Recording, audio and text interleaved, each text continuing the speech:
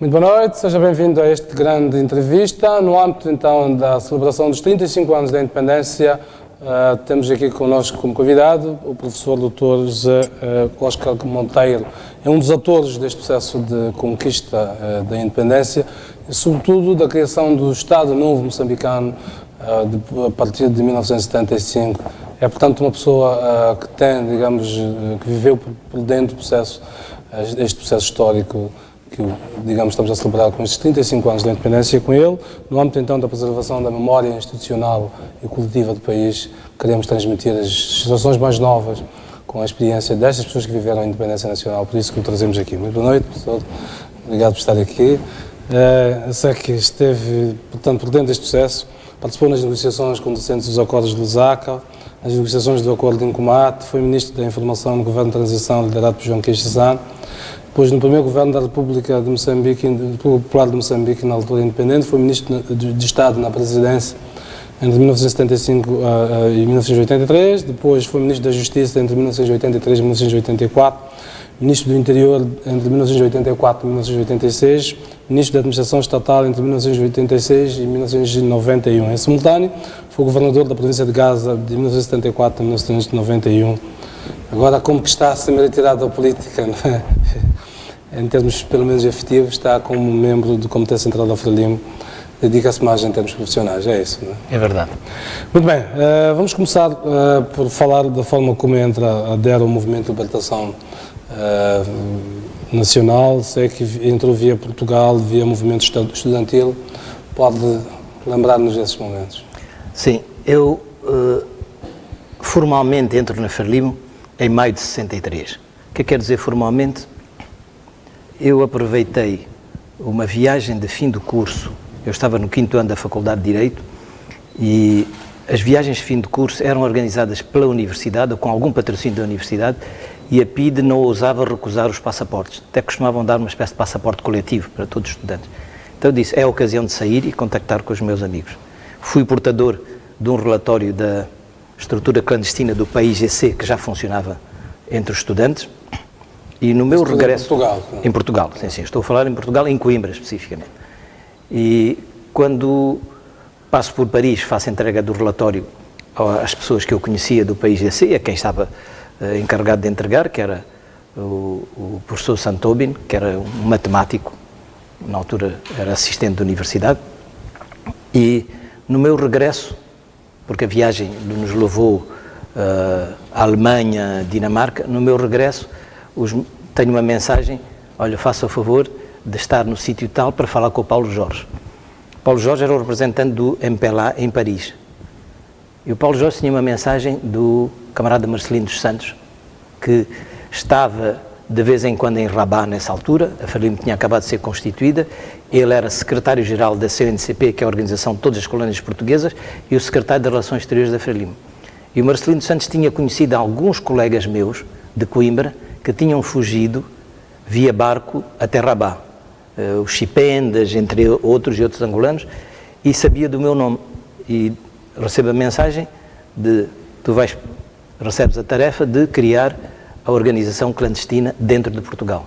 Já tinha havido algumas ações, por exemplo, o Chissano e o Pascoal Mucumbi tinham fugido com os angolanos em 61, mas depois não havia uma organização específica dos moçambicanos. Estavam a estudar em França, não é? Saíram e foram estudar para a França, mas tinham começado a estudar em Portugal e saíram com esse grupo.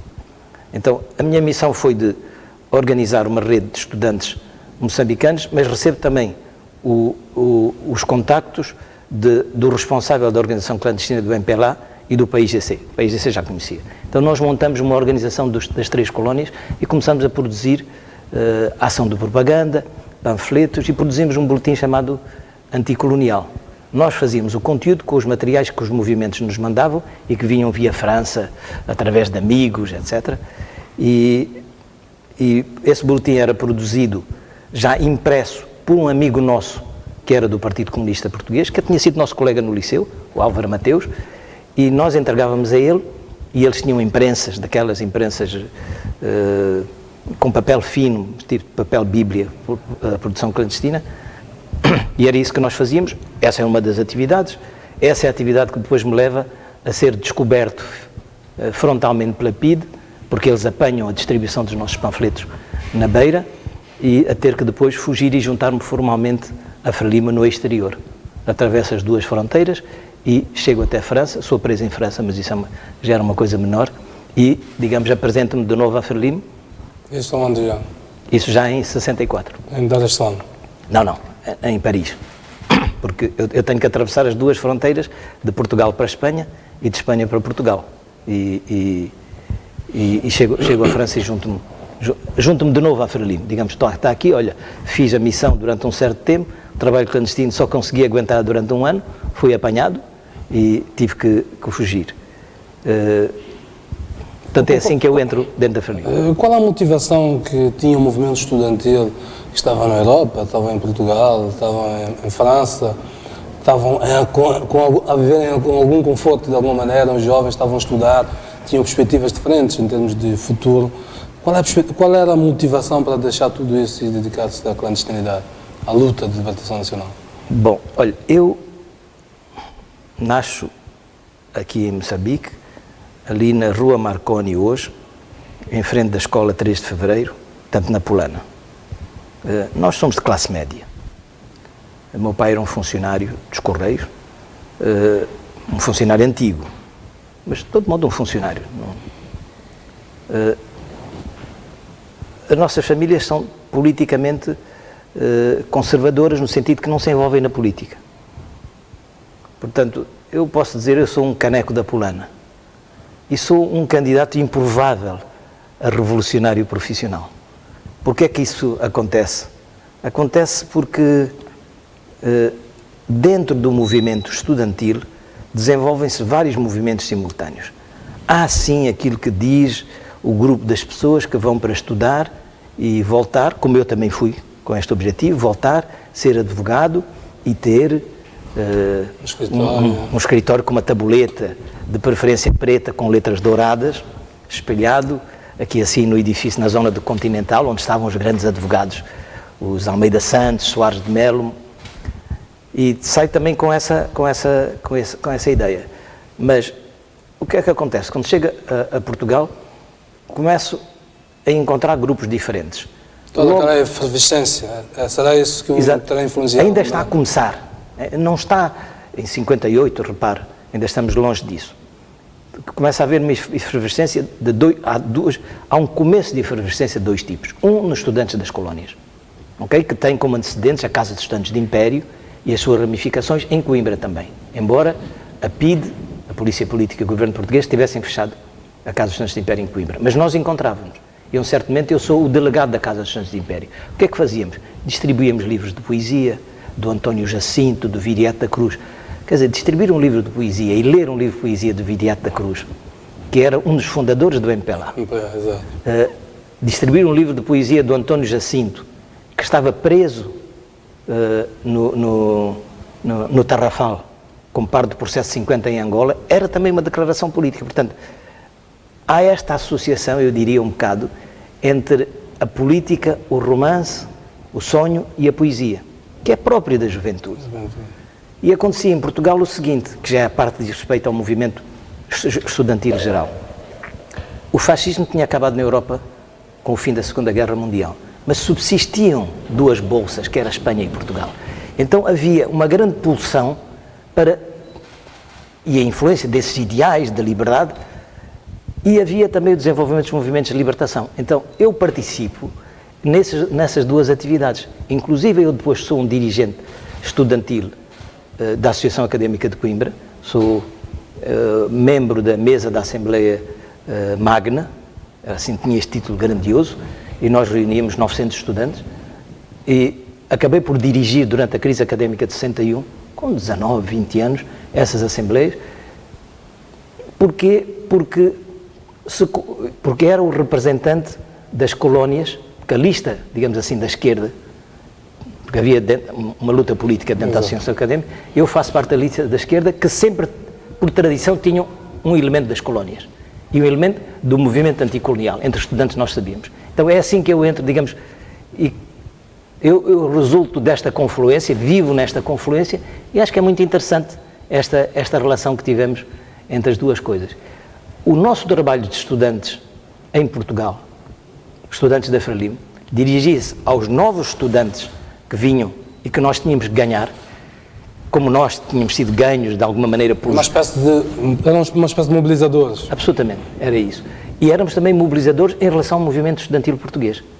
Isto é, tentar desenvolver naquele grupo restrito, que era aquele a que nós tínhamos acesso, ideias anticolonialistas. E aqui há uma evolução. Havia uma ideia geral anticolonialista, quando começam os acontecimentos de Angola, que são caracterizados por uma certa dose de terror, cabeças cortadas, etc., há um recuo na posição anticolonial dos estudantes portugueses, que dura mais ou menos um ano. E depois, e que não é de todos, é dos menos firmes, menos seguros, há assim uma espécie de reflexo patriótico, estão a matar brancos, que são os nossos irmãos lá. Mas depois, os mais firmes dentro desse movimento, os Manel Alegres, esses que eram nossos colegas, etc., tomam de novo a dianteira. E durante todo esse tempo nós fazemos uma aliança, digamos, somos um ponto da aliança dentro do inimigo com os grupos que mais tarde, esse trabalho é prosseguido pelos Machungos, pelos Teodados, por Luís Bernardo, acabam por influenciar também os seus colegas que vêm ser os milicianos que participam dentro do movimento do 25 de Abril, não numa posição cimeira, mas, digamos, contribuindo para criar dentro do exército português esse sentimento. Bom, isso já é um desenvolvimento longo que nós não prevíamos na altura, mas nós dissemos, olha, só nós é que podemos fazer esse trabalho. Muito bem, entre 1965 e 74 foi representante da Frelimo na Argélia. Qual era a sua tarefa concretamente? A Argélia foi o país que treinou os nossos primeiros quadros. O grupo do presidente Samora, outros grupos, 250 quadros foram treinados lá.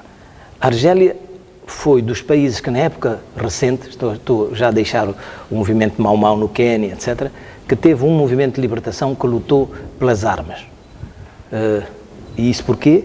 Porque, diferentemente dos outros países, a Argélia era uma colónia de povoamento, havia 1 milhão de colonos. E a Argélia desenvolveu uma ação longa, eles começam a luta de libertação em 54 e só se libertam em 62, e conheceram o mundo, abriram uma frente chamada Vilaya 4, pelo sul, pelo Mali, e então entraram em contacto com a África Negra, que era uma coisa que não acontecia, porque a África do Norte é uma coisa e a África Negra é outra. Portanto, eles jogam esse papel e desenvolvem, digamos, um ideário que nós havemos de fazer depois à nossa maneira aqui, em relação aos outros países. Dizemos, como a Tanzânia, fizemos nós na Tanzânia, olha, nós não seremos livres enquanto toda a África não for libertada. Isso declarou o Ben Bella e o Boumediene, que foi seu seguidor, acompanharam, e era uma maneira de ser de toda a Argélia. Então, nós tínhamos na Argélia o quê? Além desse treino e depois a manter as relações de apoio em dinheiro, porque não se faz guerra sem dinheiro, em armas, e outras funções novas, como por exemplo, servirmos de canal de entrada, quando chegou a altura, que foi por volta de 70 e tal, dissemos, agora os estudantes que estavam em Portugal têm que regressar porque a luta está-se a estender muito e nós precisamos de quadros. Então é aí que começam a vir o Joaquim Carvalho, a Graça, o Moussazi Geixando, não sei, eu tenho uma pilha assim de fotos de todas essas pessoas. E o que é que nós fazíamos na Argélia? Pedíamos ao governo bilhetes, salvo-conduto para eles virem até a Argélia, passaporte e bilhete para irem para Dar es Salaam. Era uma espécie de um corredor. Era um corredor, essa era uma das funções. Mas isso, entretanto, o que é que fazíamos? Fazíamos propaganda na Argélia, em primeiro lugar. Fazíamos um boletim em francês, que era o único país que trabalhava em língua francesa. Nós pegámos os nossos boletins, Mozambique Revolution, e traduzíamos para francês, não com a sofisticação que tinha o Departamento de Informação, era feito naquelas máquinas de reprodução, e distribuíamos esses materiais em todos os países de expressão francesa, tanto quanto podíamos. E a partir daí começamos a lançar-nos em outros países. Primeiro na Tunísia, em que o Partido Socialista de Asturiano tinha uma grande tradição nacionalista, muito interessante. Um partido, digamos, ideologicamente de direita, mas profundamente nacionalista. Com Marrocos, não tive muita atividade, salvo ir buscar, consegui só buscar uma parte de $1 milhão que o rei do Marrocos nos deu, mas eles não nos deram todo o dinheiro de uma vez, era preciso ir lá buscar aos poucos, mas pronto, era muito dinheiro. E daí começamos a trabalhar nos países da Europa do Sul. Em princípio, Era uma devia espécie de uma ter sido. frente diplomática, portanto. Sim, era uma. Exatamente. Na parte diplomática, eu diria que mais com as embaixadas que estavam na Argélia e que não estavam acreditadas em Dar es Salaam. Essas só tinham informação através de nós. Agora, com países como a União Soviética, etc., não era preciso fazer porque eles tinham relações diretas com a nossa sede. Mas havia alguns países que só estavam representados ali. Por exemplo, os países latino-americanos não existiam na Tanzânia como representação diplomática. E começamos a fazer uma ação de propaganda para a Europa do Sul. E há uma série de circunstâncias que levam a que isto comece mais na Itália. Na Itália existia um partido comunista e os partidos de esquerda muito fortes e com uma grande tradição internacionalista. O governo era um governo de direita, por vezes o governo de centro-esquerda com Aldo Moro, que depois foi assassinado pelas Brigadas Vermelhas, mas foi sobretudo à volta dos partidos de esquerda, mas com uma grande abertura, porque eles nunca quiseram usar a solidariedade para se valorizarem no plano político italiano. Eles fizeram ao contrário, sempre utilizar a solidariedade como maneira de alargar as suas relações. Então, em 1970, é que se dá, digamos, a nossa grande abertura para a Europa do Sul, que é quando se realiza uma conferência de solidariedade com os movimentos de libertação. E os italianos disseram, olha, nós não queremos aparecer nós à frente, devem ser vocês. E o camarada Marcelino dos Santos, que era o secretário-geral da CNCP, disse, bom, ok, eu vou destacar o Oscar para ficar aqui. Então é aí que eu fui ficar 2 semanas e, digamos, a representação da Argélia estende-se um pouco para a Argélia, para a Itália. Depois tem lugar a Dina Forti, que eu quero aqui lembrar que é uma pessoa muito, muito carinhosa, muito interessante. São pessoas de outra têmpera, não é? Pessoas inteiramente dedicadas à causa dos outros países. Ela, que chegou a viver algum tempo aqui depois da independência, por solidariedade, a Dina Forti, que era uma das responsáveis do Departamento Internacional do Partido Comunista, disse, olha, vamos dar continuidade à conferência. Esta conferência não pode ser só uma conferência que acaba. Vamos lá pensar em qualquer coisa, como é que nós prolongamos isso? E surgiu a ideia dela, eu só participei, de que vamos fazer, como é que se diz, geminações, gemelágios, dizia ali, geminações com determinadas entidades. E fez uma escolha de geminações. E um dos lugares era Reggio Emília. E o Marcelino dos Santos, que era o meu chefe, quando eu dei-lhe o relatório, eu disse logo, Reggio Emília fica para nós. Porquê? Porque o síndaco, o presidente do município de Reggio Emília, que era de esquerda, tinha escrito em 1964, quando nós desencadeamos a luta armada, uma carta histórica, dizendo, olha, sabemos que daqui deste país distante, que é a Itália, desta pequena comuna que é Reggio Emília, estamos a saber que vocês estão a lutar pela libertação. Nós também, que lutamos na resistência, mandamos daqui a nossa saudação. Então, por esse facto, começamos a trabalhar com Reggio Emília, fazemos uma germinação com o hospital, entre o Hospital de Reggio Emília e o Hospital de Cabo Delgado, e isso passa a ser o polo de dezenas de ações de solidariedade que se vão desenvolvendo em todos os sectores.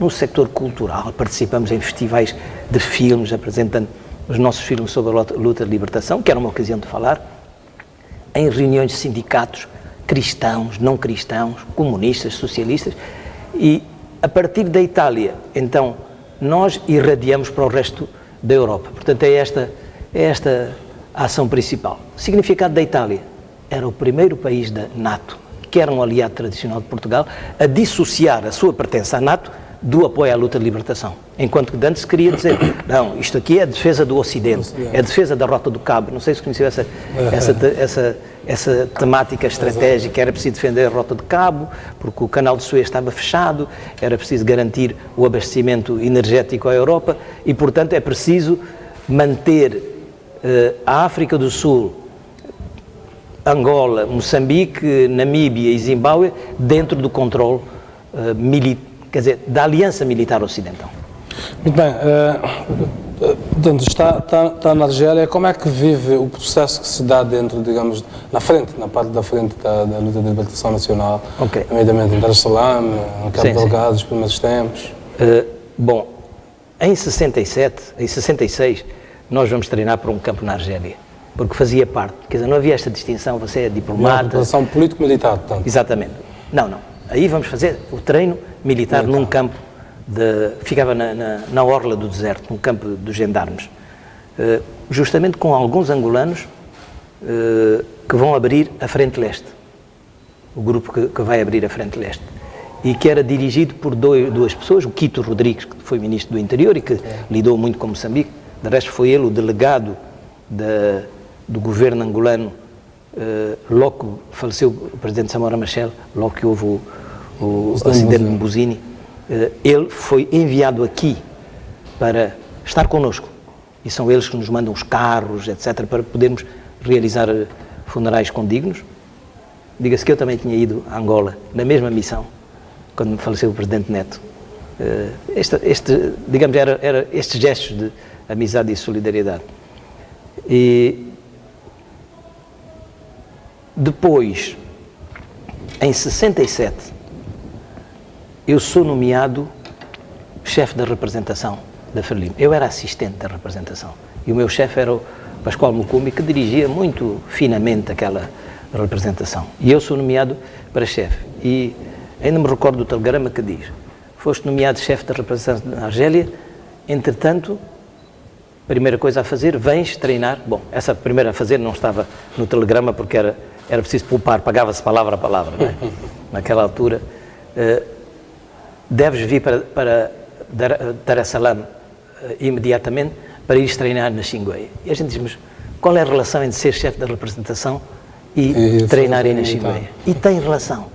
Porquê? Porque o treino na Frelimo era um treino que tinha as suas componentes militares, algumas das quais eu até já conhecia dessa passagem rápida pelo campo na Argélia, mas era sobretudo um mergulho na realidade moçambicana. Durante 3 meses você ia estar a treinar, ninguém te conhecia, lá das chefias, se tu eras isto ou aquilo. Eras um cidadão simples, eras um militante simples, eras uma pessoa simples com outros. Encontrei durante esse período pessoas que numa vida normal tu nunca encontras. Sei lá, um camponês do Niassa, que não encontras, digamos, para viver, para conviver longamente. Sim, é uma espécie de um processo de socialização para aquelas pessoas que vinham de fora e para conhecer um pouco a realidade e garantirem assim, uma melhor representatividade. Sem dúvida nenhuma. Para nós, que, como eu disse, da Polana, era extremamente importante, era vital, foi fundamental na minha vida e na formação da minha personalidade. Mas não era só para nós, era também para essas outras pessoas. Para o tal camponês de Niassa, Nhacutiana, ocorre-me agora o nome, para pessoas que vinham de vários horizontes, de Cabo Delgado, de Tete, estávamos já a começar a preparar a abertura de Tete, porque isso se passa em 67, e nós trabalhamos nesse momento profundamente, quer dizer, vivemos profundamente e intensamente conhecendo-nos uns aos outros. Quando se fala hoje de moçambicanidade, para mim é isso, não sei se está a ver, é conhecer as pessoas, conhecer a riqueza das pessoas. Quando se faz hoje aqueles exercícios de dinâmica de grupos, que se faz hoje nas grandes empresas, um seminário de fim de semana em que as pessoas fazem exercícios em comum, o que é que é? O que é que é? Nada mais que tu veres que os outros, afinal, têm tantas capacidades como tu, não as mesmas, nem tu tens as deles, mas que são pessoas com uma complementaridade, uma espécie de uma complementaridade que se gera das pessoas. E eu acho que isto foi um segredo e é uma grande visão da Frelimo. De resto, eu costumo dizer que a Frelimo tem uma história como organização, por exemplo, esta de dinâmica de grupo, é inventada antes de o nome ter aparecido, mas é o que se fazia. Esta ideia, como a ideia, por exemplo, de forjar o pensamento, também aprendi nessa altura, através do debate. Não é, por exemplo, que você cometeu um erro, então vai a um comitê disciplinar e começam-te a ralhar. Não. Vamos lá sentar, o que é que se passou? E porquê é que se passou?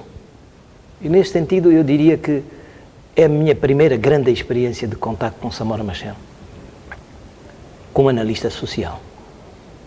Porque é o Samora que nos leva sempre a dizer, não, vamos lá, esta é a análise, não é a palavra dele, porque isto não é a linguagem superficial, mas eu diria, isto vocês estão a ver a coisa pela rama, por fora, não, vamos lá por dentro.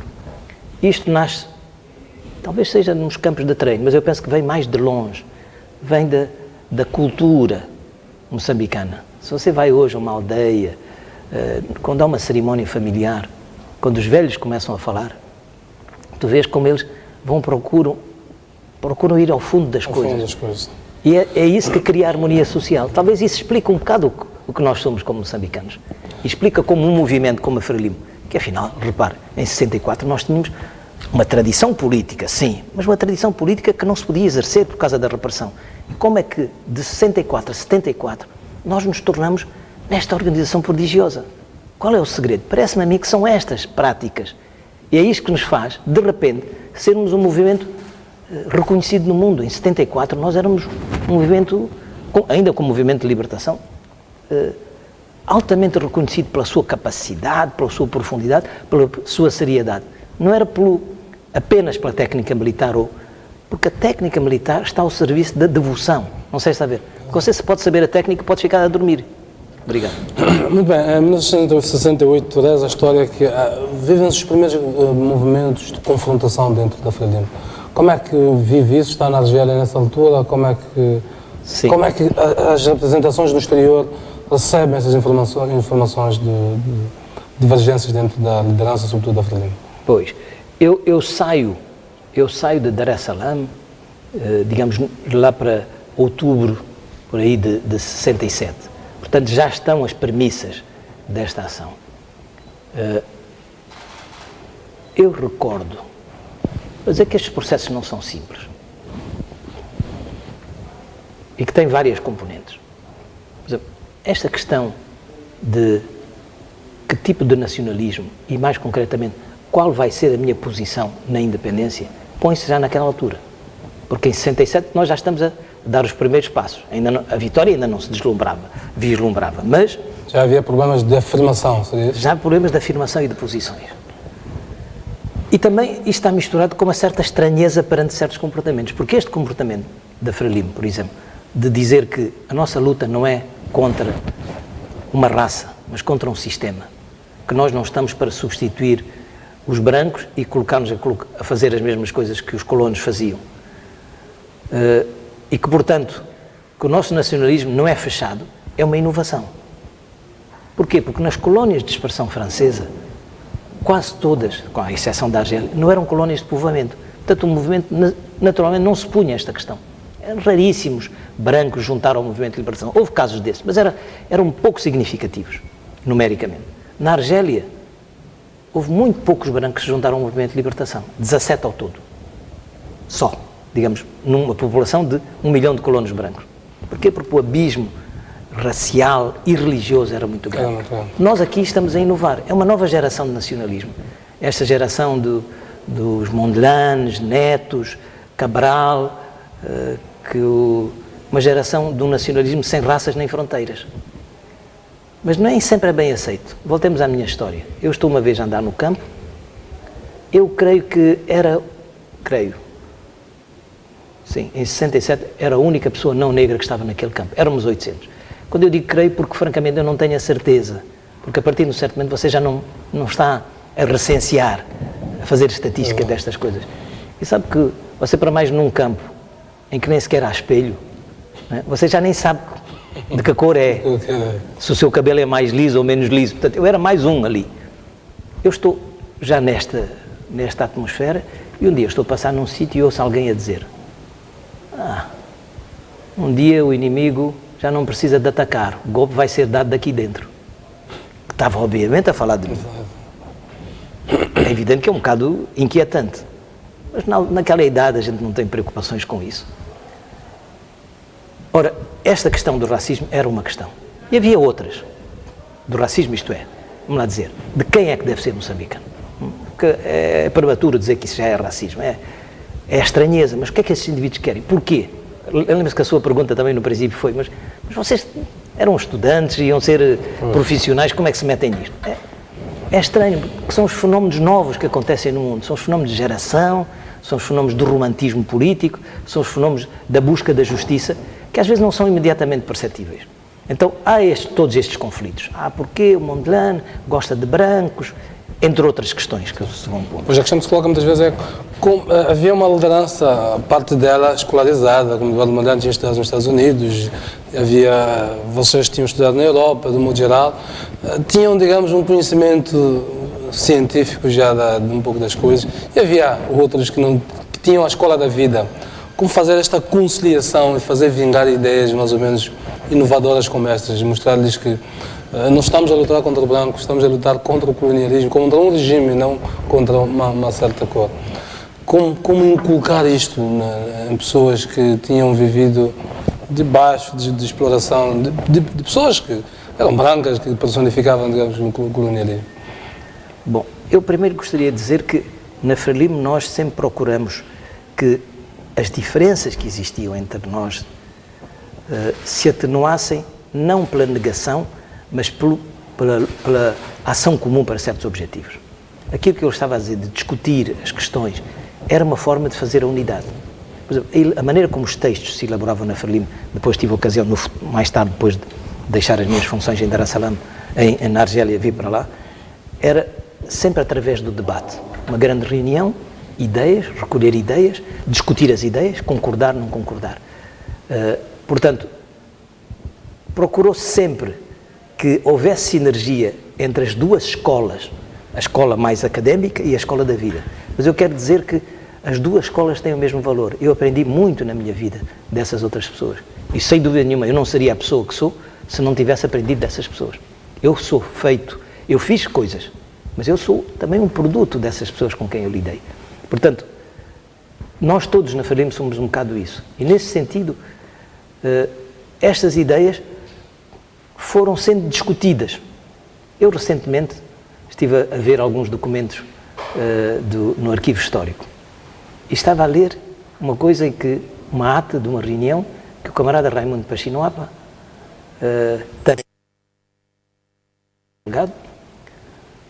em que ele diz o seguinte: eu fui encarregado pela direção de colocar 2 ou 3 questões aqui para serem discutidas pelos camaradas. Um deles, as mulheres estão a pedir para entrar e integrar a luta armada. Qual é a nossa posição? E se ler essa ata, vai encontrar posições muito surpreendentes, de pessoas que hoje têm outra posição. Mas é assim que nós trabalhamos. Discutir, discordar e mudar. Apesar destas discussões que ele refere, houve uma certa cisão. Pessoas como Urias Simão, que era vice-presidente da Frelimo, digamos, acabaram por seguir por um outro caminho, o padre Mateus Guenger, enfim, só para citar alguns exemplos, não partir do princípio, os Adelino Coambes e companhia. O que é que explica essas cisões que depois se verificam? Há uns que são chamados reacionários, bom, sobretudo os tais célebres acontecimentos em todos os processos há esta clarificação das ideias, não é assim? A Frelimo não nasce como um partido que já tem um ideário nacionalista feito e que no dia da Constituição todas as pessoas já escolheram, sempre, eu vou para este partido em vez de ir para aquele partido. A Frelimo, a história é diferente. A Frelimo faz-se fazendo-se. E a sua ideologia vai-se construindo. E neste processo há diferenças de posições.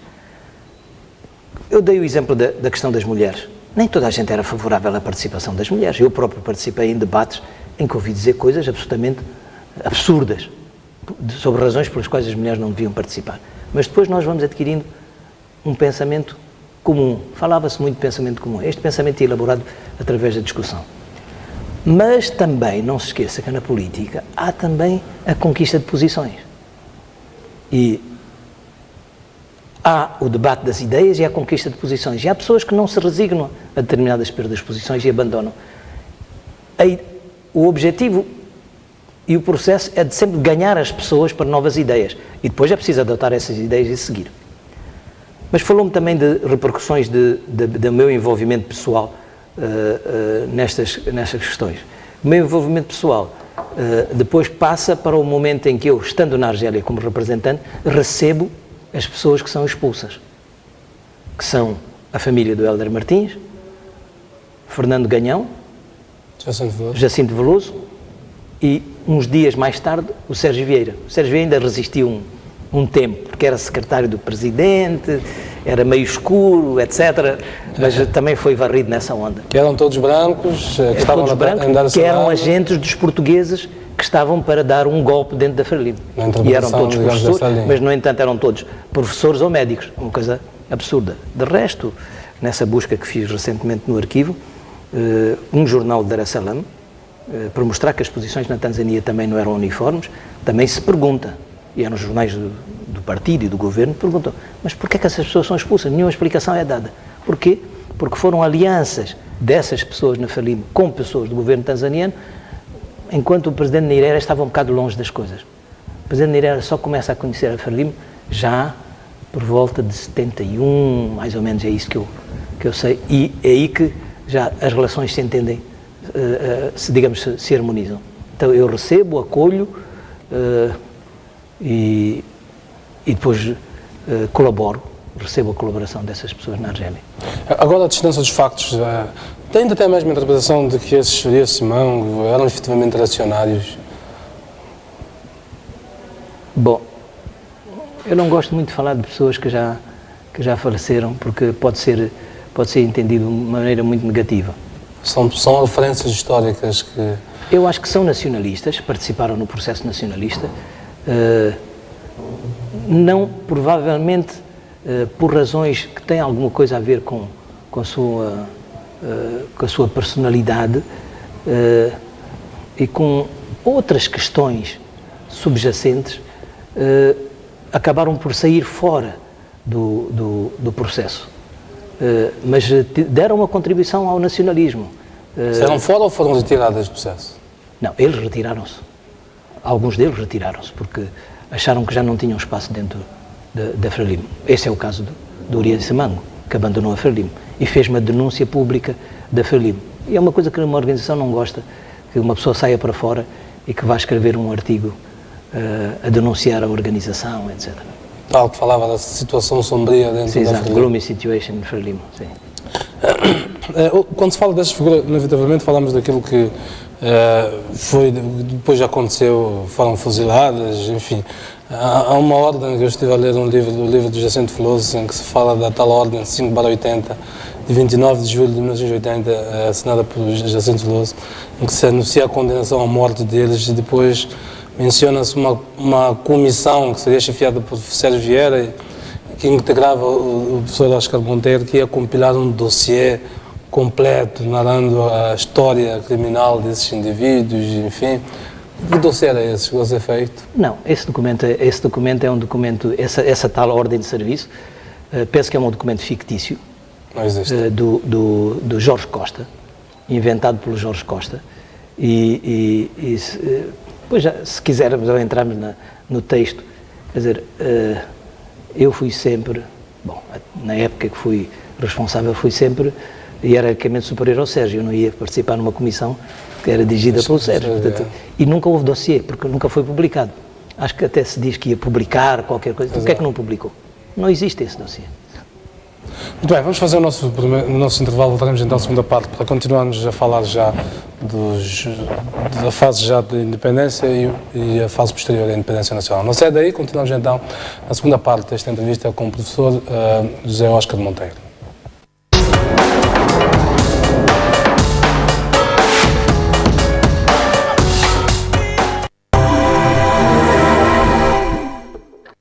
Uma doença infecciosa transmitida pela picada da fêmea do mosquito Anófeles. Segundo a Organização Mundial da Saúde, a malária mata uma criança africana a cada 30 segundos. A maior parte que sobrevive tem danos cerebrais, por isso, fique atento. Os sintomas: calafrios, febre, dores de cabeça, dores nas articulações, perda de apetite, sonolência, náusea e vômitos. Em casos mais graves, os sintomas podem ser desmaios, choque circulatório, delírios. Cuide da sua saúde. Faça drenagem em pântanos e águas paradas. Limpe o capim à volta da casa. Utilize redes mosquiteiras. Proteja o interior da casa com inseticidas. A prevenção é o melhor remédio. Um projeto Moçambique em Ação, com o apoio da Baigon, juntos na luta contra a malária. Lembras-te de mim, do João? Naqueles dias, achávamos nice andar fora, ter mais de um parceiro ao mesmo tempo. E com parceiro de confiança, não se usava o preservativo.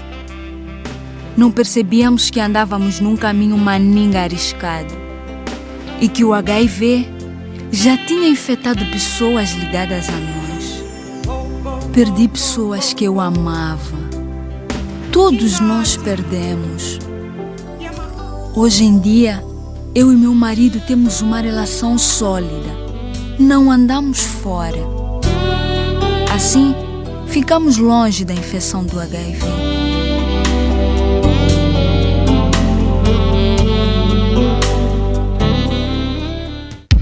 Andar fora é maninga arriscado.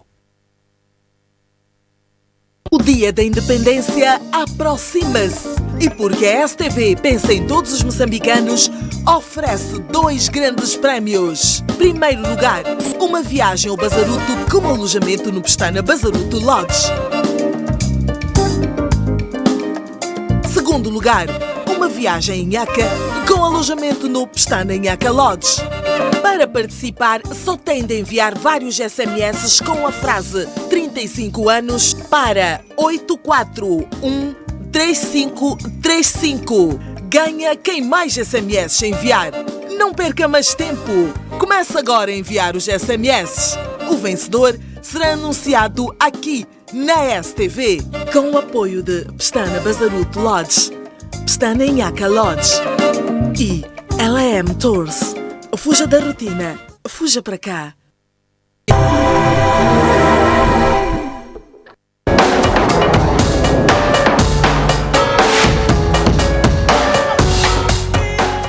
Muito bem, voltamos para a segunda e última parte desta grande entrevista. Tenho como convidado o professor José Óscar Monteiro, que é um dos atores do processo da independência nacional.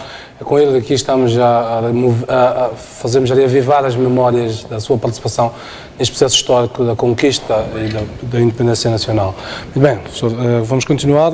Parecia que tinha ainda mais algum aspecto relativamente ao ponto da execução dos chamados reacionários. Sim. Eu devo dizer o seguinte, que reacionário ou não, eu penso que na altura em que eles são executados, eles já estavam neutralizados. Eles estavam fora porque havia o receio de que eles fossem integrados na Renamo, etc. Mas eu acho que é completamente injustificada a execução e, ao que sei, não é do conhecimento da direção da Frelimo, que foi uma iniciativa local absolutamente injustificada e o ato é imperdoável. Portanto, a iniciativa de quem exatamente? Dos militares, da polícia? Exatamente, não sei de quem, mas das pessoas que estavam à guarda, que estavam à responsabilidade, a quem eles estavam. Portanto, a ideia não é necessariamente executá-los? Não, porque eles estavam vivos durante muito tempo. Durante anos eles estiveram lá, estavam neutralizados. Portanto, não se explica porque que se tomou essa iniciativa. Mas chegaram a ter um relatório de como é que se deu essa execução e quando é que se deu? Nunca tive esse relatório, nunca tive acesso a esse. E também não sabe quando é que isso aconteceu? Não sei com rigor neste momento, mas nas datas foi informado. 81, estive a ler o livro sobre as memórias, sobre a morte de Urias Mango de Barnabé Como e refere 80, 81 como tendo sido as datas.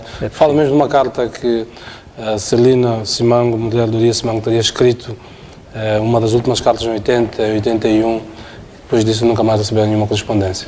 Portanto, nunca chegou, eu sei que esteve no governo sucessivamente a partir de 1971 até 1991, nunca, 1975, perdão, até 91, nunca houve um relatório pelo governo sobre a situação deles.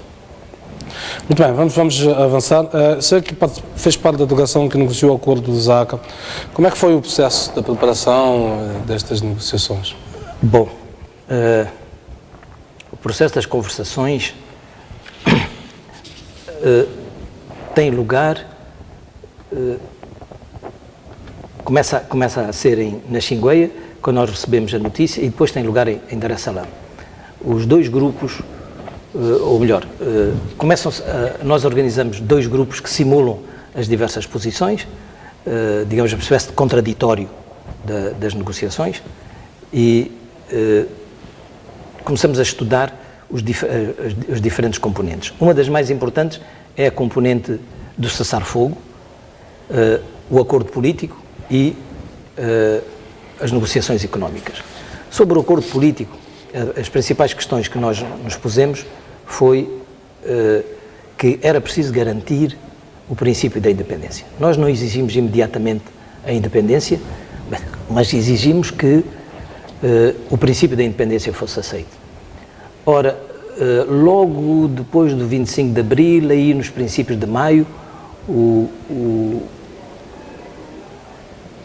Mário Soares, que era Ministro dos Negócios Estrangeiros, manda-nos um telegrama dizendo que propunha um encontro em qualquer capital europeia à nossa escolha. E nós dissemos os assuntos devem ser discutidos em África e temos um encontro propomos um encontro em Lusaka, o que ele aceita.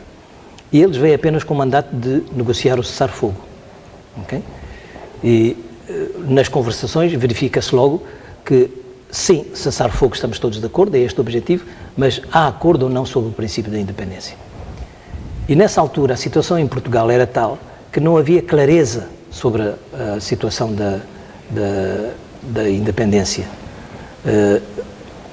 O movimento das Forças Armadas tinha apenas uma linha sobre a questão colonial, que era que a solução do problema ultramar era política e não militar.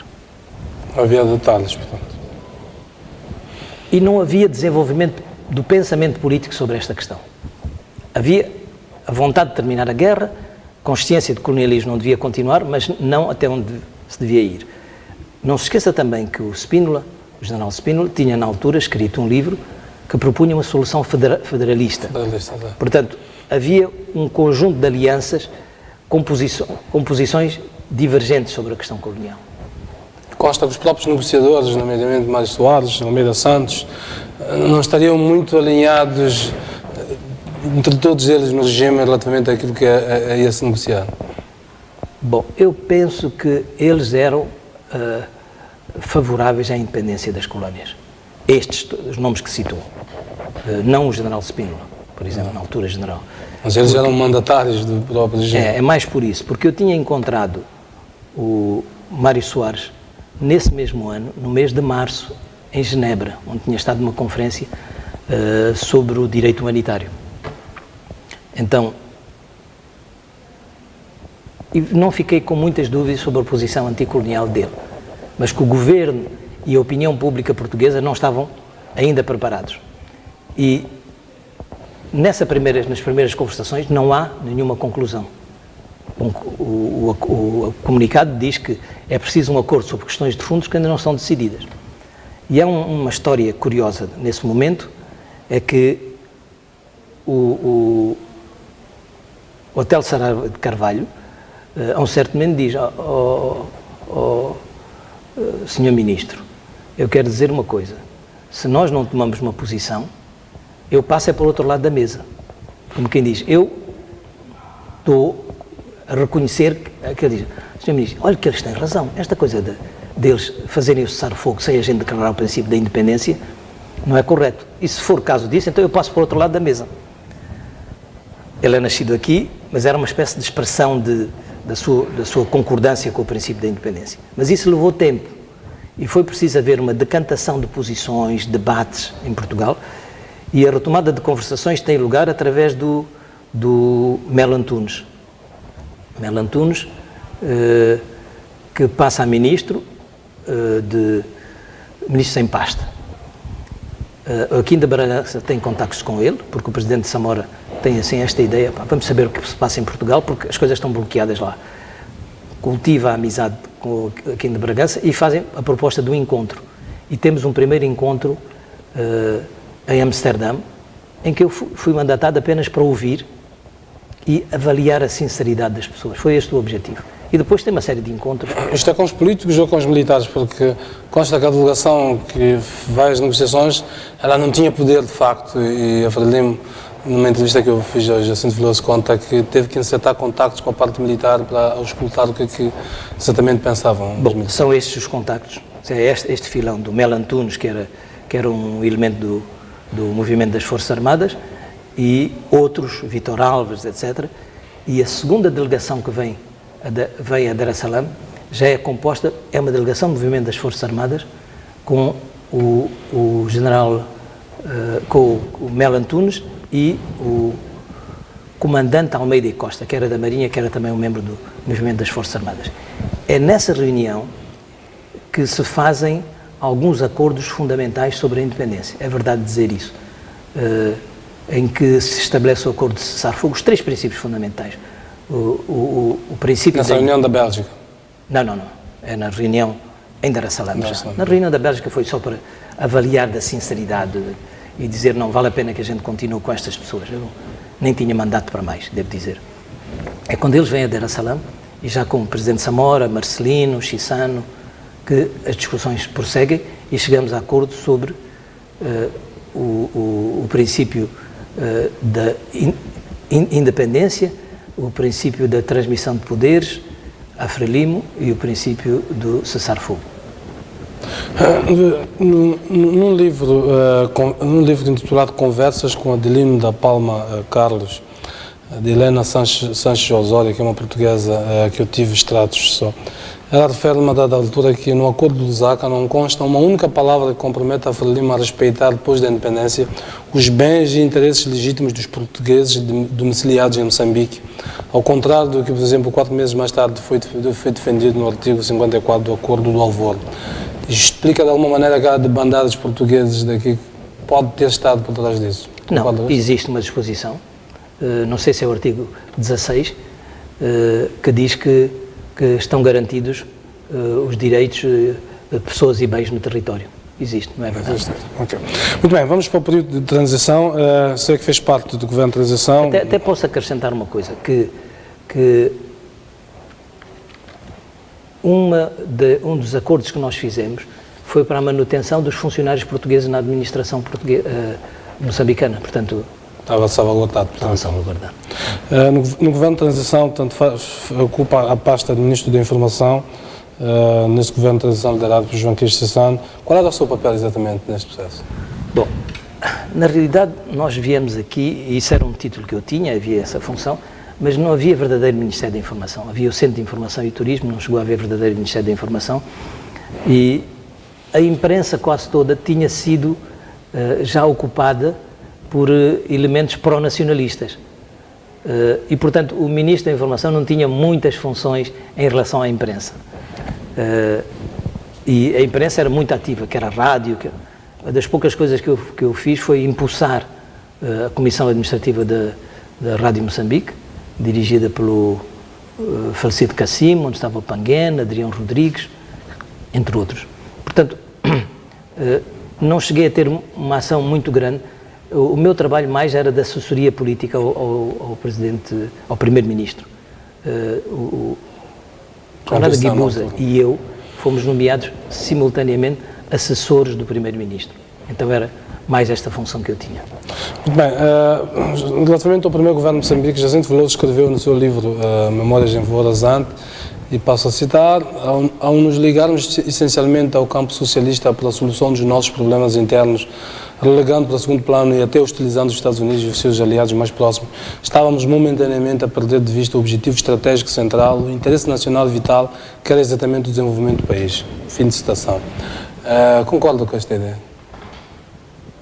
Bom, eu concordo que não devíamos ter provocado os Estados Unidos, por exemplo, expulsando os agentes da CIA. Okay? Acho que foi uma provocação que um país grande não aceita. Num célebre episódio que foi publicado nos jornais. Exatamente. Havia agentes da CIA, efetivamente, aqui. Bom, devíamos talvez ter aprendido a lidar com eles de outra forma. Mas, na altura, nós estamos em confrontação aqui com os interesses da África do Sul e da Rodésia. E nós precisamos de encontrar aliados que nos apoiassem. E os aliados que estavam disponíveis não eram os Estados Unidos, eram do leste. Os aliados do leste, com os quais nós já vinhamos tendo alguma posição. Para resistir às agressões, eram esses aliados com que contamos. Não é que nós não tivéssemos feito um esforço. Eu, nos Estados Unidos, não posso dizer, mas fizemos com a Grã-Bretanha, justamente a propósito das negociações sobre a aplicação das sanções. Em maio de 74, veio uma delegação britânica solicitando que aplicássemos sanções e prometendo um grande apoio. Mas esse apoio nunca poderia ir ao nível militar. Ora, a confrontação que se avizinhava era uma confrontação também militar. Nós recebíamos agressões, havia ataques, sabotagens, era preciso uma aliança militar. Então, praticamente a escolha foi feita por nós. Isto é, nós não tivemos ocasião de dizer, olha, vamos escolher entre este e aquele. Agora, tudo tem o seu preço na vida. Assim como tudo tem a sua oportunidade, tudo tem o seu preço na vida. Ao aliarmos com um grupo, não há dúvida que concitamos o apoio, a ira do outro lado. Mas se nós não estivéssemos aliado, também não teríamos sobrevivido. O que nós tivemos na altura foi tomar uma decisão muito difícil. Foi, vamos ficar fechados dentro do quadro de Moçambique ou vamos continuar a apoiar a luta de libertação? Ora, nós vínhamos de um ideário de apoio à luta de libertação. E achamos natural que devíamos fazer isso. Durante o Zimbábue. Do Zimbábue. Começamos pelo Zimbábue e depois a África do Sul. E devo dizer que foi uma decisão difícil. Havia muita pressão para que nós continuássemos a apoiar a luta de libertação, sobretudo dos países africanos. E nós tínhamos que considerar qual era a força que nós tínhamos para isso. E foi uma decisão difícil de apoiar a luta de libertação. De alguma maneira também foi facilitada porque a Rodésia começou logo com agressões. Digamos, no fim de 75, princípio de 76, começou a haver agressões. Então, nós decretamos nesse momento sanções, em concordância com os britânicos, e apoio à luta de libertação. Muito bem, também nesse livro, Jacinto Veloso escreve que se Mondlane não tivesse sido assassinado, pós-independência de Moçambique poderia ter sido diferente. Sendo um dos atores deste processo, qual é a sua posição relativamente a isso? Acha que se Mondlane estivesse vivo em 1975, teriam sido tomadas, a Frelimo teria tomado outras opções políticas? Bom, eu tive a ocasião de estar 10 dias com o presidente Mondlane em 68 e depois de ouvir uma entrevista que ele deu em 1969 e que já foi difundida aqui, em que o presidente Mondlane, nas conversas que eu tive com ele, revelava que tinha passado tinha evoluído no seu pensamento político e considerava que uma análise marxista, estou a usar as palavras que ele usou nessa entrevista, era importante para compreender o mundo. Portanto, haveria diferenças de personalidades entre uns e outros. Mas admitia, portanto, a abraçar a opção marxista-leninista? Ou pelo menos um pensamento de filosófico marxista. Se a opção marxista, traço leninista em todos os aspectos é outra coisa. E o presidente Mondlane tinha como característica, e foi isso que ele trouxe para a Frelimo também, e é um dos contributos que é preciso referir no pensamento da Frelimo, é o do debate. É uma tradição que ele trouxe das universidades americanas, em que toda a gente tem o direito à palavra e toda a gente fala. E, portanto, é uma pessoa que, através do debate, pode abraçar ideias diferentes. Não é uma pessoa com o pensamento formado. No quarto Congresso da Frelimo... Cristalizado, vamos dizer assim. No quarto Congresso da Frelimo, em 1984, no auge da guerra da Renam e das carências que resultam de uma forma generalizada em fome no país, a Frelimo anuncia a adesão às instituições de Bretton Woods, o Banco Mundial e a FMI. Como é que os setores mais conservadores dentro do Partido Frelimo e do próprio governo receberam esta decisão? Bom, não sei o que é que chama sectores conservadores. As alas, digamos, menos abertas do partido, que há em todos os partidos, acho que agarram-se mais aos princípios.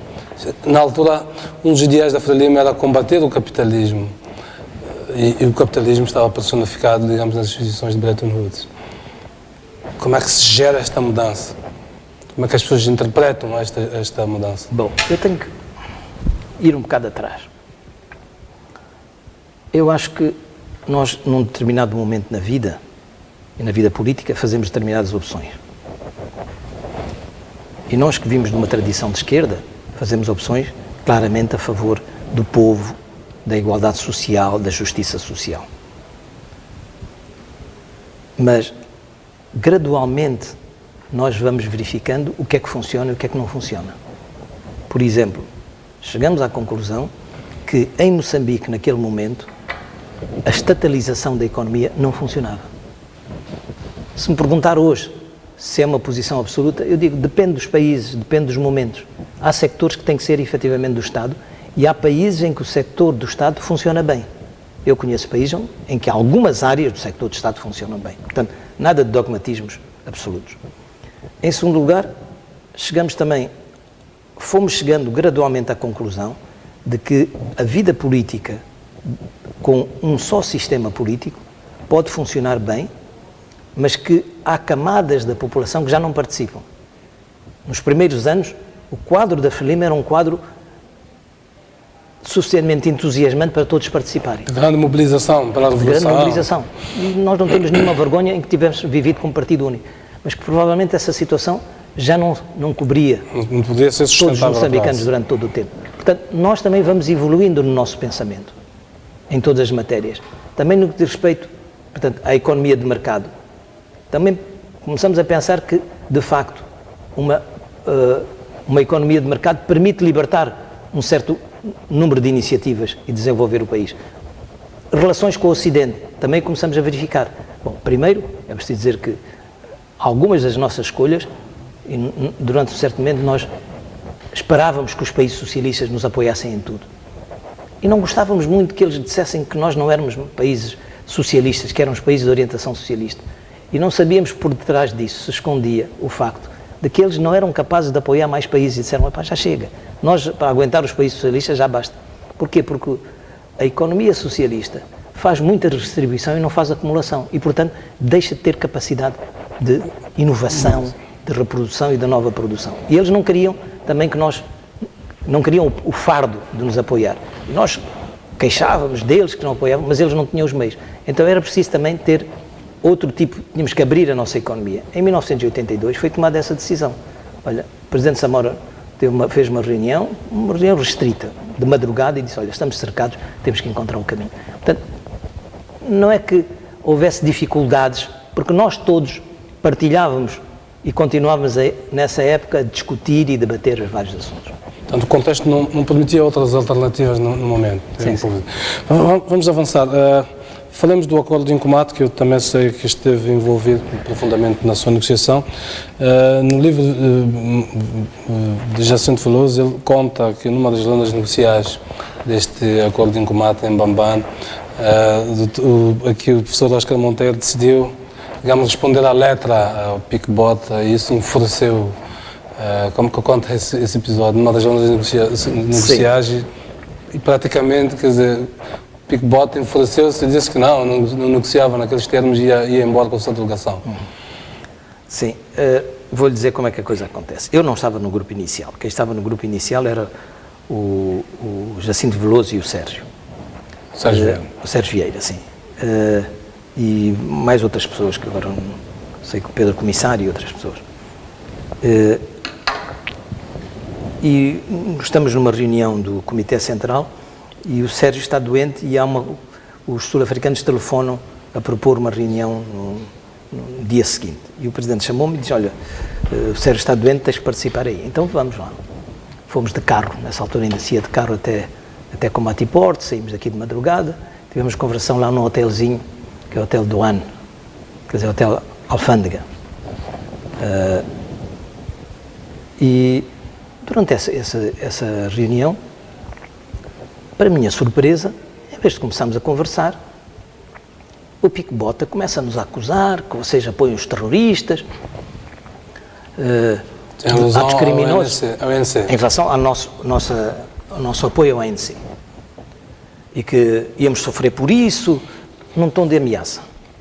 E eu saí daí um bocado preocupado. E quando saí daí, fui falar com o Presidente Samora. Disse que, cara, Presidente, eu não estou habituado a isto. Se a gente vai ter conversações, não podemos ter com pessoas que nos estão a insultar e querer mandar em nós temos que reequilibrar isto. E eu proponho que a gente reponha a verdade histórica antes de começar as conversações. Bom, eu não sabia o que se tinha passado antes, porque não sei se isso tinha sido feito antes ou não. Mas aí, falei com o Samora, o Presidente Samora, e ele disse-me, está bem, então vem cá um dia. E fui lá e continuamos essa conversa. E eu gravei essa conversa. E o que resultou foi o que eu ia dizer lá. Quando eu cheguei, pedi a palavra, o meu chefe de delegação é que me deu a palavra, e eu disse mais ou menos o seguinte: vocês da África do Sul, historicamente, têm estado sempre do lado errado. Estiveram ao lado dos portugueses. Nós estávamos nessa altura em 83. Durante todo o tempo do colonialismo, séculos do colonialismo, e sobretudo nesta última fase, vocês estiveram ao lado dos portugueses. Vem a luta de libertação, vocês estão do lado dos portugueses. Mandam um batalhão com sacos para nos apanhar. Eles saltavam dos caminhões e corriam atrás de nós para apanhar os nossos combatentes. Mais tarde, fornecem produtos químicos para serem usados em bombardeamentos no Niassa. Nós chegamos à independência, vocês continuam do lado errado. Tomam medidas de retorção contra nós. Chega a ocasião da libertação do Zimbábue, vocês também estão do lado errado. Agora, continuam com o regime da apartheid, estão do lado errado. E terminei com esta frase, acordada com o presidente Samora Machel: quando é que vocês estarão do lado certo da história? Portanto, não foi uma frase, não foi nenhuma declaração de insulto. O que acontece é que eles não estavam habituados a ouvir esta linguagem. Eles estavam habituados a que se chegasse lá, a experiência que eles tinham com os países africanos, de negociar em segredo, com Malawi, etc. Que eu dizia, eles chegam aqui e estão de acordo com tudo o que a gente diz e só querem que as coisas sejam secretas. Eu disse, não, vamos lá pôr as coisas corretamente. Portanto, de que lado vocês vão estar? De quando é que estão do lado certo da história? E a resposta dele, é preciso dizer, é a seguinte: já não fala do que eu disse. Bom, também é um homem de teatro, não é? Tinha lá a sua delegação, sabe que toda a gente tem a sua constituency. Estava lá o Magnus Malan e estava o ministro do Interior, que é um Louis qualquer coisa. Louis Legranzi, embora se escreva Louis Legrange, pronuncia-se Louis Legranzi à africanos, com o nome francês africanerizado. E então Picbota recua, não vou estragar aqui o arranjo, recua, assim,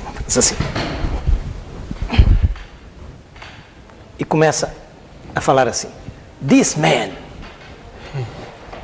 era para mim, quando é que os antepassados dele chegaram à África? Os meus antepassados estão aqui há 4 gerações.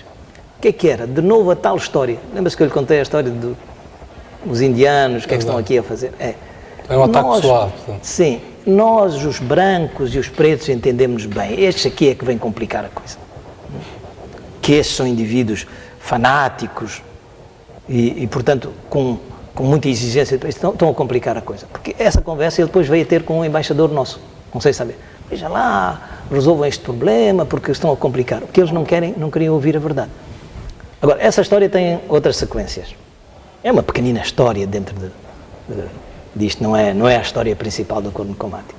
É que depois disso eu deixei de falar com o senhor, porque pela maneira de ser, de tentar personalizar as coisas, tentar fugir ao problema.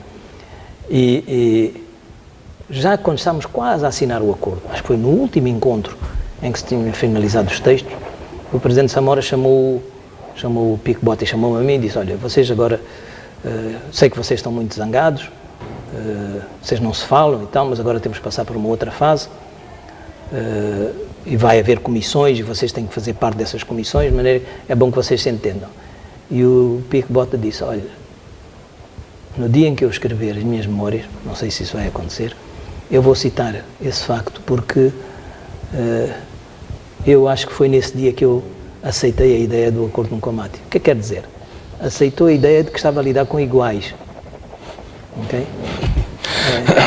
Coisa que era uma novidade para ele. Porque eles estavam habituados a oprimir e mandar. Sobre o Acordo de Combate, Almeida Santos disse uma frase que achei interessante no livro dele, Quase Memórias, que publicou acho que ano passado, disse que não se tratava de beijar a mão que não se pode cortar, era tão somente apertar a mão que pode cortar a nossa, fim de citação. Achei muito interessante esta ideia. Qual foi a importância estratégica do acordo de Incombate naquela época, no contexto da ameaça que a África do Sul representava para Moçambique?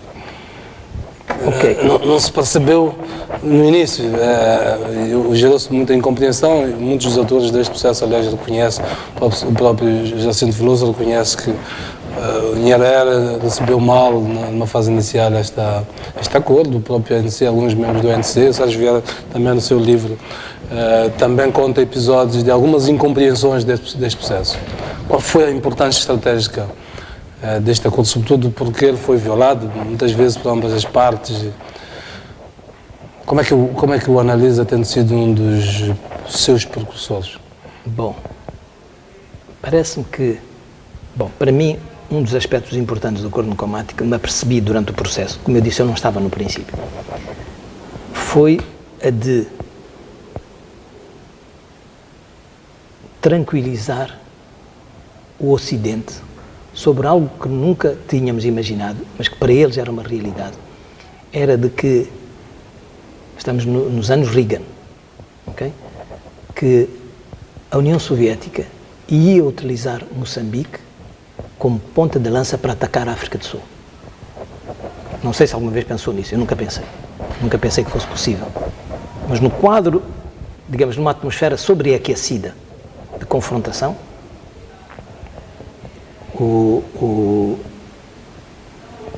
os Estados Unidos tinham essa convicção, portanto. Então, o acordo de combate, do ponto de vista diplomático, serviu, e há uma disposição lá que diz que as partes convencionam que o território de nenhuma delas será utilizado para agressões contra as outras. Para nós era uma coisa relativamente simples. Pusemos isso como regra. Fiquei surpreendido quando o Peter Botha, um dia lá em Tornois, não sei como é que se chama a casa do chefe de Estado em Cape Town, disse, aqui está, muito bom. Mas do nosso lado também tem o seguinte, é que me perdoem os nossos amigos do ANC, é que tem que haver uma proporção entre o sacrifício que se faz e o resultado que se obtém. Isto é, a Tanzânia apoiou-nos e nós, através disso, realizamos ações em Moçambique. Mas não podíamos fazer ações com pouco impacto e com muitos maus resultados para a Tanzânia. Então estava a acontecer o seguinte, é que o custo para Moçambique, porque nós oferecíamos um alvo grande, para um país muito grande, numa atmosfera internacional em que tinha sido dado luz verde à África do Sul para atacar Moçambique, o custo de manter ações abertas do ANC a partir de Moçambique era muito alto. Então, nós tivemos que medir as nossas responsabilidades como Estado. Dizemos, não podemos, mesmo se temos que continuar a apoiar, e vamos encontrar outras formas, mas não podemos continuar a apoiar abertamente as ações violentas do ANC. Porquê? Porque o custo para Moçambique pode ser a sua sobrevivência. Então, este foi o objetivo. É uma espécie de um instinto de sobrevivência, portanto, este acordo. Foi mais um sentido de Estado, eu diria. Ok? Instinto de sobrevivência enquanto Estado. Há limites a partir dos quais já a tua motivação política já não é suficiente. Sim, nós continuamos a ser favoráveis à luta de libertação, mas até este ponto. Segundo, já demos o impulso. A luta de libertação, as ações armadas feitas por um conto a partir de Moçambique, já tinham dado a centelha que acendeu outros movimentos, mostrar que era possível. O Mass Democratic Movement, que não é um resultado direto disso, também beneficiou desse ambiente. Isto é, os sul-africanos tinham ganho confiança. Por outras palavras, foi dizer que já fizemos a nossa parte. Agora é vocês de fazer. Agora, como é que isto foi recebido no ANC? Não foi bem recebido porque ainda existia a ideia de que, e é natural que todos os países acham que todos os outros têm deveres para com ele, não é? Sobretudo porque a causa do ANC era uma causa justa. E nós continuamos a achar isso. O que achamos que não devíamos é ir para além daquilo que eram as nossas capacidades. Agora, o que é interessante é que o Joe Slovo, um dia, íamos a um congresso do Partido Congolês do Trabalho, deu-me um jornal do que se chamava Underground Press, mas já são jornais, um jornal do Soweto, em que dizia isso mesmo. Sabe que o mérito do Acordo de Nkomati é mostrar que a libertação da África Sul tem que depender de nós próprios. E nós tínhamos já na altura chegado à conclusão que o efeito das ações armadas era útil, mas era mais psicológico do que material, porque eles reparavam. Sabotava-se uma linha e eles, um dia ou umas horas, reparavam. Mas que a verdadeira transformação da África Sul, como a história demonstrou, vinha do movimento de massas. Porque a África Sul tinha já outras condições. Tinha sido errado interpretar o processo da África Sul como um processo igual ao nosso, de luta armada, etc. Porquê? Porque o contexto já não era favorável internacionalmente e fisicamente o contexto não era possível. Não é possível fazer uma luta de guerrilha do nosso tipo na África do Sul. Esse era um pressuposto errado. Agora, sobre o Presidente Nyerere também gostaria de dizer uma coisa. Quando disse que inicialmente o Presidente Nyerere reagiu mal. Não, inicialmente o Presidente Nyerere reagiu bem. Eu fui encarregado de ir lá, Manuel dos Santos era embaixador, expliquei, e o Presidente Nyerere disse: eu compreendo a vossa posição, porque neste momento vocês precisam de estabilizar o vosso país. A África do Sul, vocês não precisam de estabilizar, porque a África do Sul há de se destabilizar sozinha. Agora, a posição da Tanzânia depois mudou, é verdade. E a posição da OA mudou. Como assim? No sentido de que nós não devíamos ter assinado o Acordo de Nkomati. Quais os argumentos que já apresentava nessa altura? Não, é que estávamos a legitimar, quer dizer, ao assinar o Acordo de Nkomati, estávamos a legitimar. Regime do apartheid. E nós o que dissemos na altura foi, olha, tínhamos que assinar um acordo, agora, era preferível fazê-lo às escondidas ou é possível fazer abertamente? Agora, de novo, não sei se a gente tinha a presciência de todos esses acontecimentos, mas a verdade é que nesse momento também demos aos sul-africanos, e isso dissemos, demos aos sul-africanos brancos a convicção de que a África negra revolucionária que nós representávamos aceitava que eles permanecessem como brancos no país. Não fomos nós que fizemos a transição na África do Sul, mas de alguma maneira, naquele momento, isso também pode ter representado alguma coisa, digamos, esta convicção. Mas a ideia também de legitimação do próprio regime do apartheid pode ter saltado à vista. Assinar-se um acordo com um regime que todos condenavam, ainda que nem todos, enfim, cumprissem com aquilo que publicamente diziam. Mas saltou olhando as coisas, evidentemente não estou a olhar num contexto temporal diferente, a ideia de que ao assinar com um regime que era considerado um regime ímpio e sanguinário, era a sua legitimação. Ok. Jeremias Langa, se quer olhar num contexto histórico, olhe para a situação de hoje. Tivemos ou não tivemos razão? Pois é isso que estou a dizer. Libertou-se ou não se libertou a África Austral? Não sei saber. Esses acontecimentos podem, num momento, ter uma leitura, mas no processo histórico, se calhar, tem que ser visto de outra maneira. Contribuiu ou não contribuiu para a libertação da África? Foi só por acaso? Foi um golpe de sorte?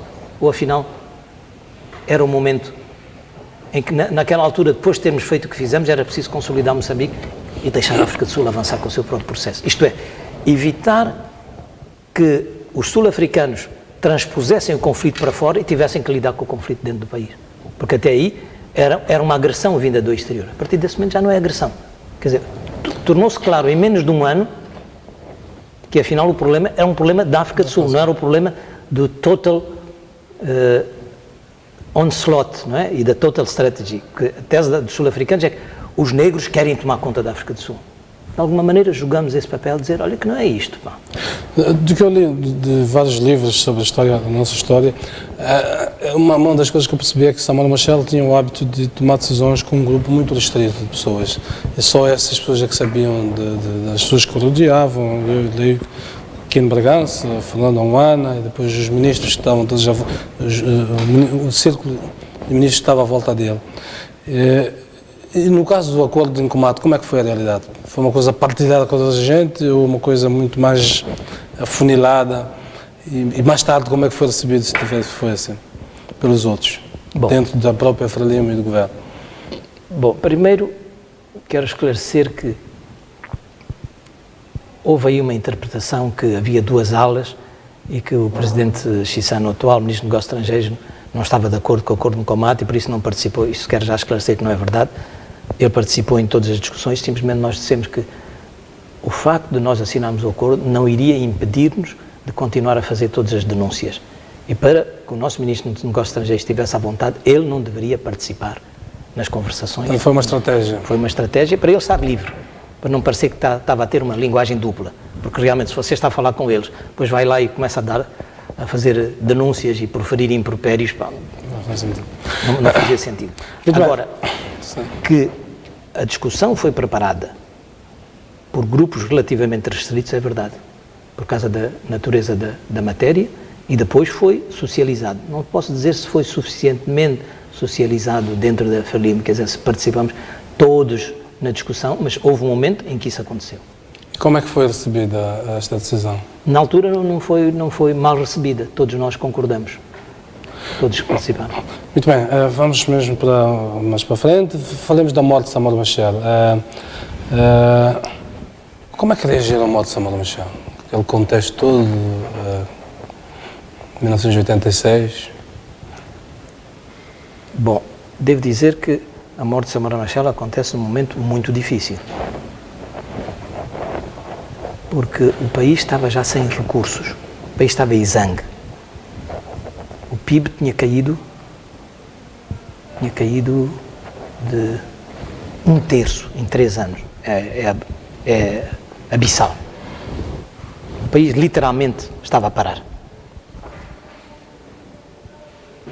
O ministro do Comércio Externo, que é o Joaquim Carvalho, uma vez disse: Oscar, não sei como este país funciona. O ano passado não importamos nada. Portanto, as carências nos medicamentos, na comida, eram muito, muito grandes. Isso também é conhecido como uma estratégia de enfraquecimento dos regimes. Portanto, cria condições de queda natural. De queda natural. E até de insurreições, seja o que for, por fome, etc. Desse ponto de vista, eu devo dizer que a morte de Samora Machel, apesar do país viver esse momento difícil, apesar das críticas ao sistema se amplificarem, não teve esse efeito. E recorda-se do grande sentimento de choque que todos nós tivemos. Porquê? Porque, apesar das dificuldades que a gente sentia na vida cotidiana, Samora continuava a encarnar o ideal da libertação e da moçambicanidade, que nós somos o que somos, vamos aguentar. Podem-nos criar dificuldades, mas havemos de estar aqui sempre. Este diário separava, digamos, as dificuldades. Era pelo menos superior às dificuldades que sentiu. De maneira que eu devo dizer que, essencialmente, a morte de Samora Machel foi sentida por todos como uma grande perda. Mas eu preferia não falar tanto da morte, mas recordar a sua vida. E Samora Machel, para alguns é um estratega militar, eu vou dizer uma blasfémia. Eu acho que a sua estratégia militar saiu sobretudo não da técnica militar, mas da compreensão dos fenómenos sociais. Samora foi sobretudo um grande analista dos fenómenos sociais. E a sua condução da guerra foi baseado na análise das pessoas, dos comportamentos e dos processos. E esse legado é um legado importante, porque ele criou uma organização que pensa. E o melhor que os seus sucessores podem fazer, quando eu digo nós, novas gerações, nós ainda sobreviventes dessa época, é valorizar esta capacidade de pensar. De novo, eu penso que é isto que fez da Frelimo um movimento invulgar, um movimento de características únicas. Jacinto Veloso escreveu no seu livro que já se pressentia, que o próprio Samora Machel pressentia que a sua vida estava em risco por alturas da sua morte. Também teve a mesma percepção? Eu vou contar, eu não quero comentar o livro, porque a minha entrevista não é para comentar outros livros, senão teríamos organizado de outra maneira, ok? Eu teria lido o livro com muita atenção antes de vir aqui. Mas o que eu quero dizer é o seguinte, por minha experiência. Nessa quarta-feira dessa semana fatídica, eu estou a entrar em casa e vejo um comunicado do Ministério dos Negócios do Ministério da Defesa sul-africano, ilustrado com uns bonecos, que é um mapa, e depois tem uma pessoa vestida de verde, com uma Kalashnikov, uma arma às costas, a sair de Moçambique, ir colocar uma mina na África do Sul, a mina a explodir e a pessoa a voltar. E o texto dizia, se Machel, eu não ouvi completamente, se Machel pensa, então, é uma ameaça direta. E no dia seguinte, isso foi ao fim do dia, isso ficou-me na cabeça, no dia seguinte encontrei o Presidente e disse, olha, há aqui uma modificação do comportamento dos sul-africanos. O que dizia o comunicado, exatamente? Dizia qualquer coisa com o ANC fez estas ações, morreram tantas pessoas, e se Machel pensa que vai continuar, vai pagar as consequências. Dizia mais ou menos, uma frase neste género. Okay? Fui falar com o Presidente e disse, olha, há aqui uma mudança de tom. Até agora, por o facto de ter assinado um acordo com o chefe de Estado, eles atacavam Moçambique, sabe que toda a vida do acordo no Comati foi uma vida atribulada, de acusações, sistemáticas, fiz parte daquelas comissões de defesa e segurança, ataques daqui, informações da acolá, nós também tínhamos as nossas informações, então atirámos para cima deles. Depois até apanhamos a fase dos diários da Gorongosa, tudo isso acontece nessa fase. Mas eles tinham-se abstido de atacar pessoalmente o Presidente Samora. E eles, nessa altura, essa utilização do nome Machel, primeiro era um tom assim, um bocado assintoso, e segundo já era um ataque pessoal. Isso aqui é uma mudança de tom. Não sabia ir mais longe. O que mostrava que havia já uma ação, digamos, de um agravamento da tensão e uma ação concertada. Mais tarde perguntei ao professor Thomas Hausen, com quem depois tive algumas relações neste processo das negociações, porque ele era um assessor da Renamo, e neste caso nós tínhamos, acontece que havia umas relações familiares, uma das minhas irmãs conhecia, então por aí é que a coisa se estabeleceu, e mantivemos, dentro das regras e com obediência aos cânones, cada um de nós tinha um certo contacto. Ele mais tarde depois confirmou-me que nessa semana ele tinha sido chamado pelos negócios estrangeiros para dar uma entrevista, convidado por negócios para dar uma entrevista sobre qualquer coisa. Ele era um apoiante da Renamo e disse, olha, força, isto é, como quem diz, ataque abertamente. Na semana 19 de outubro. Nessa semana, sim, exatamente. Eu até disse, procura lá essa cassete para a gente comparar as notas para saber o que é que se passou. Portanto, havia todo este ambiente de tensão. Havia também a situação com Malawi. E o Presidente estava muito ferido. Ele chegou a dizer, banda quer-me humilhar, antes da morte. Sim, a situação era a situação mais tensa que nós havíamos jamais vivido.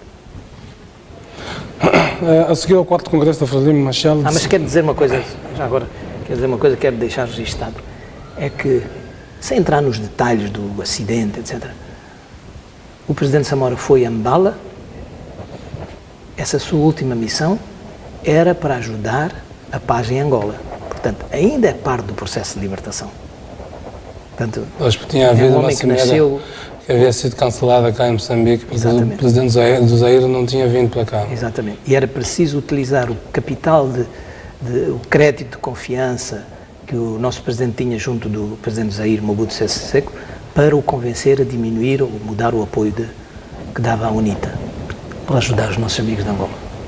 A seguir ao 4º Congresso da Frelimo, Samuel Machel decidiu dispersar os elementos-chave do governo e do partido pelo país, nomeando-os para governadores provinciais, ao mesmo tempo que acumulavam pastas ministeriais. Porquê desta estratégia? Sei que também foi governador da província de Gaza.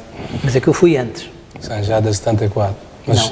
Não, eu fui governador de Gaza, quero corrigir, em 82. 82. Porque fazia parte das minhas funções na administração pública. Eu era ministro na presidência, mas a administração estatal, vamos dizer, fazia parte dessas funções. Portanto, os governadores, administradores de distrito entravam nessa linha hierárquica. Mas aconteceu com os outros, com Armando Guebuza, Marcelo Santos, foram todos. Eu não quero ser pretencioso, mas acho que de alguma maneira esta experiência de mandar, que foi acidental, não foi deliberada, de eu ir para uma província, foi muito boa porque nos deu a ocasião de conhecer a nós, para mim, por exemplo, de eu conhecer os problemas da província e, por outro lado, de utilizar a força, a autoridade que nós tínhamos para resolver os problemas da província. E terceiro, porque indo para a província, foi a minha experiência, você sabe que não precisa de pedir, às vezes, como se diz à nação, esperando que exista lá uma reserva de meios, de recursos humanos e materiais. Você sabe que é ali que tem que fazer as coisas. Acho que foi um bocadinho dentro do que terá sido esta filosofia. Olha, nós temos problemas no país, vamos mandar os nossos melhores quadros aos vários lugares. Não foi uma tentativa de os afastar. Eu não o leio dessa maneira.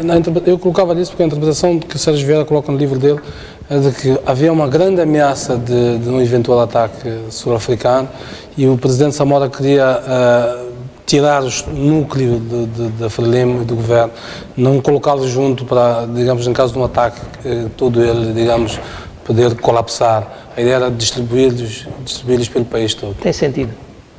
Acho que faz sentido.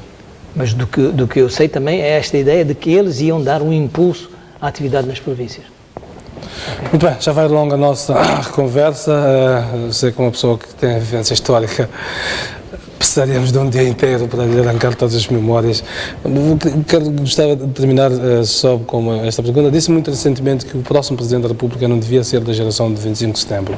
É a sua convicção pessoal ou de partido? Bom, nós no partido não nos sentamos ainda a discutir, mas posso dizer o que disse. Bom, o Presidente não disse especificamente isso, mas quando foi perguntado sobre se era candidato... Pois já disse que já não será candidato. E a Frelimo tem muitos quadros. Exato.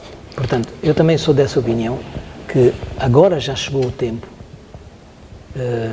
de outras pessoas, e já se formaram muitas pessoas, e é correto que sejam essas pessoas. São outras experiências, outras vivências. Nós não temos o monopólio do saber. Temos uma experiência que serviu num certo momento, mas as novas lideranças têm que fazer face a novos desafios. Acha que esta é também a convicção do partido? Acho que sim. Acho que sim. Muito bem. Queria agradecer essa conversa. Há muito mais, fui saltando a vários temas. Realmente uma pessoa com a sua experiência, a sua vivência neste processo de construção da independência, depois da sua consolidação, a criação do Estado Novo, é um processo muito longo. Muito obrigado, professor Oscar Monteiro, por essa oportunidade. Obrigado. Assim também que nos acompanhou ao longo deste tempo, dizemos o nosso muito obrigado. Marcamos um novo encontro então para uma próxima oportunidade. Boa noite.